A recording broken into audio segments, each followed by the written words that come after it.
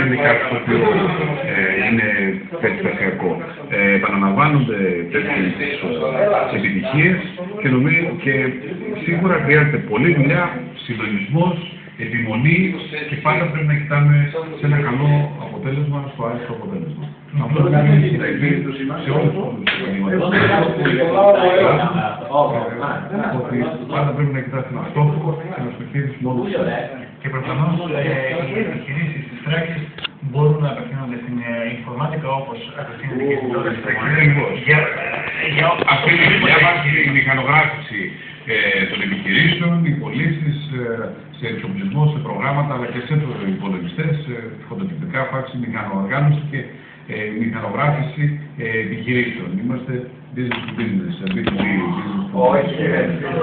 εταιρεία. Φυσικά κάνουμε και πωλήσεις και έχουμε και άλλους κλάδους. Και άλλους κλάδους που, όπως είναι η κατασκευή site, το ίντερνετ, η εκπαίδευση. Έχουμε διάφορους τομείς στους οποίους